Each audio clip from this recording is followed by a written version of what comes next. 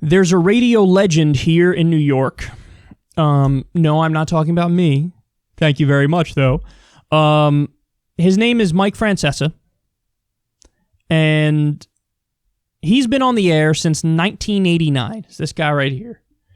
And he has one of the most successful sports talk shows in history.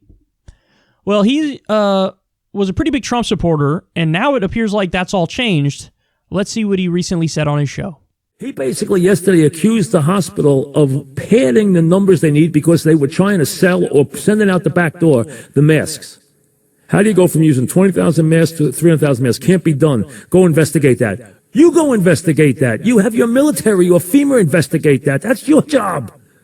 You're in charge of this. If this is a war, they're stealing your supplies, what do? You tell the media to go investigate it? What, and get back to you in 6 weeks or 2 months as more people die on a daily basis? That's what's wrong here. There's a disconnect. We're watching one thing happen in our city on the 11 o'clock news every night. We're watching people die, and now we know people who died. And we're not seeing 1 or 2 people die now in our neighborhood. We're seeing them die by the 10s and 20s by the day. They're bringing people out of the hospital in Queens in body bags, 5 minutes from where he grew up. We here know this isn't right. You get the guys in the metropolitan area and ask the cops in New York if it's right now. Ask the firemen in New York who are answering those police calls answering those ambulance calls if it's right now. Ask the nurses and the doctors in that hospital if it's right now. They know it's not. They don't have the supplies they need. So don't give me the My Pillow guy doing a song and dance up here on a Monday afternoon when people are dying in Queens.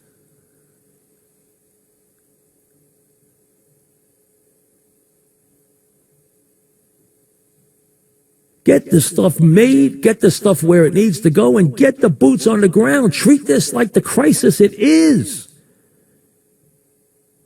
And how can you have a scoreboard that says 2,000 people have died and tell us it's okay if another 198,000 die? That's a good job. How is that a good job in our country? It's a good job if nobody else dies.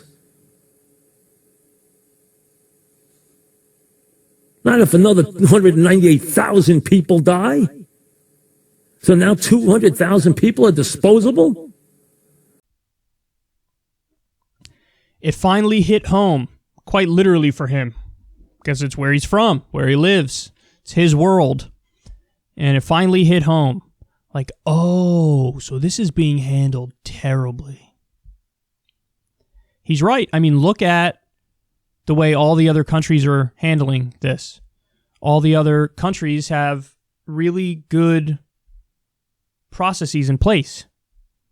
You know, look at South Korea. They do chain testing. So when somebody has it, they go, okay, give me a list of everybody you spoke to in the past week or two. They give you the list. You go find those people, you quarantine them. So quarantine everybody who has it and everybody who might have it. Everybody else in society, they've had these outbreaks before, so they all have their masks. They go in public, they wear their masks. They already know the deal with social distancing. And they have countless tests. They have all the tests that they need. Here we have a shortage of tests. We have a shortage of masks. We have a shortage of ventilators. We have a shortage of all the personal protective equipment on the front lines.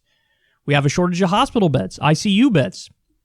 I told you guys the number already, but we only have 160,000 ventilators in this country, and experts say we're going to need about 960,000. As a result of that, a lot of people will die. Just so you know, the death rate in a country like Italy, where the population's older and the hospitals were overburdened very quickly, the death rate there was 9% from this. Other countries like South Korea, I think their death rate was around 0.5%. And a lot of it came down to basic preparedness. Now with Trump, as you guys all know, he disbanded the pandemic preparedness people in 2018. He got rid of them. There was a report in 2017 Journalist Ken Klippenstein from The Nation found this out. There was a report in 2017 from the military. They said, we are vulnerable to a pandemic. We will have a shortage of ventilators. We will have a shortage of masks. We'll have a shortage of ICU beds. And we're particularly vulnerable to a respiratory novel coronavirus. That's exactly what this is. Just so you know, the coronavirus is a group. It's a family of viruses. So they knew it's not like coronavirus is a very new thing. We've known about coronaviruses for a long time. The name of this particular virus is COVID-19. But it hit home. Even for a lot of Trump supporters, it's hitting home. Oh, so he's doing a press conference where the MyPillow guy is saying Trump is sent from God as they're literally rolling up refrigerated trucks in Queens to put the dead bodies in there because the morgues are overflowing. This seems serious, and it seems like he's unserious and unprepared. You're damn right, Mike. Now, the other thing I would say to Mike at this point is, dude, go back and look at all the things that you probably overlooked in the past. Here's a random one. When he just assassinated one of the top Iranian generals. Just like, yeah, okay, let's take him out. Excuse you? That could have sparked an international crisis that led to a hot war, another hot war. That's what that could have done. I mean, it was a massive violation of international law as well. It's criminal. What they did was criminal. That dude was on the front lines fighting ISIS. Go back and look at some of the things that, maybe you overlooked before. You want to know another fact that not a lot of people know? Millions of people lost their health insurance as Trump's president. Millions of people. There's a lot of things that were giant red flags about this guy for a long time.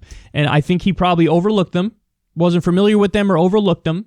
But now that Trump's failures are hitting home for him, he's like, oh, wow, what was I thinking? You can't fall for the marketing, man. You can't fall for Trump's marketing because Trump, you guys know this, he does the song and dance where he's a fake populist. And he pretended in the election like he cared the jobs, we're going to stop the jobs from being outsourced. Really? 93,000 jobs were outsourced in just the first year alone of Trump's administration. He ain't fighting the outsourcing. He just signed a new NAFTA deal. It's a new NAFTA. Meet the new NAFTA, same as the old NAFTA. So there were a lot of red flags, man. There were a lot of red flags, and if you were paying attention, you could have saw them. You would have realized. But now that your eyes are open, if you go back and look through a lot of what's been going on, I think you'll understand it. But this shows something interesting, which is that there's going to be a dynamic moving forward. The more people die, obviously, the more it hurts Trump's re-election chances. And it's weird because there are dueling dynamics. On the one hand, when there's a national crisis, people rally behind their leaders. That's why Trump has a higher approval rating now than he actually has ever had. So that's one dynamic. But the other dynamic is the more real the crisis becomes and the longer it drags on. So the more dead bodies there are and the longer this drags on, at some point, that dynamic flips and people go, I just want anybody but him in power. So who knows what the dynamic will be when the votes are actually being cast, but you can see that there are certainly some cracks in the foundation, and this is one right here.